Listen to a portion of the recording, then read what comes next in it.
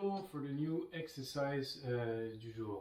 Today a little something again on the diminished scale, which we're going to use over 7th chord, and I think it's a very simple device to use, and also a tool that you can apply really quickly to the tunes you're actually playing. And it's also a pretty cool device we can use when playing solo, since all of us are apart from each other.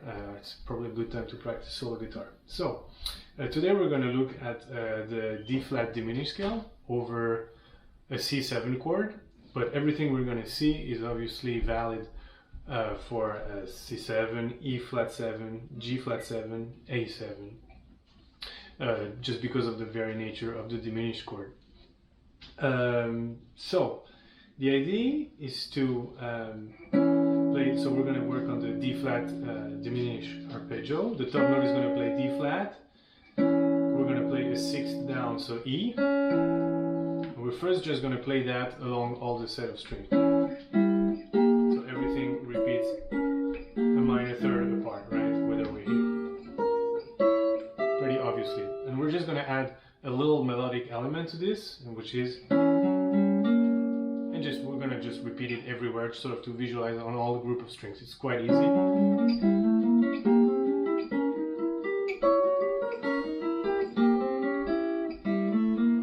And then here. And then here finally.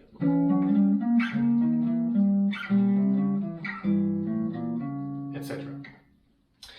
Then, if you go back to the lesson 16 that I did here, I explained how one diminished chord can belong to 4 different 7th chord, hence resolve to 4 different keys. So we're just going to take one of those little melodic elements and try to have it resolve to those 4 different keys. So we're going to have it be part of 4 different 2-5-1s. So first we're going to consider it as being part of C7. So we're just going to play a 2-5 in F, right? Because C7 is the 5 of F, and try to just improvise with this little thing. So G minor 7,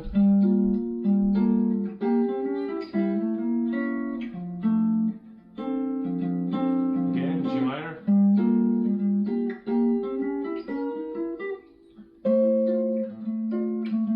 etc. It doesn't have to be in time. You can also do it rubato.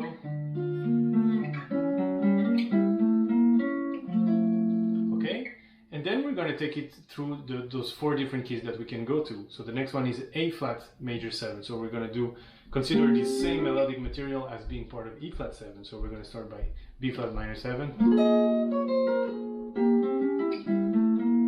to resolve to A flat major 7. And like that, you can just. The important thing being to recognize that you're playing the same thing, but that it has a different meaning, or that at least it can exist in a different key, and that the notes you're playing hold a different function in this new harmony.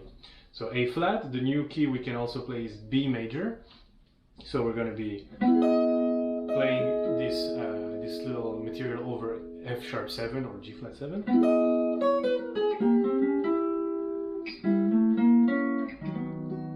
You see that for certain keys it's going to be harder to see. B major is like a key that I personally play way less when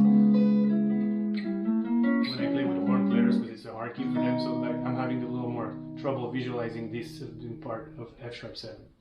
And then eventually D major 7. So we're going to be playing it. We're going to be playing it over a 2-5 in D. So E minor 7. And resolve to D major 7. So the point is that you can take your time, improvise in all those keys, and make sure that you really visualize what you're doing, and that every time you change key, the notes you're playing really relate to like this new key, and that you're just not plugging this little motif, but that also you see that, oh, here when I play this against C7, I'm actually playing the 7th, the 5th, the root, the flat 9 of the chord, the 3rd, but then when I'm playing it in A flat major, I'm actually doing the 5th, the 3rd of E flat, the 6th, the 7th, the flat 9. So those little things are very important, because for the same piece of information, you're now going to have multiple points of access to this information, which I think will make it much more easier for you to access when you don't have time to think and when you're actually improvising with other people. So that was it for today. I hope you're still enjoying those little exercises, and I'll see you soon. Thank you. Bye bye.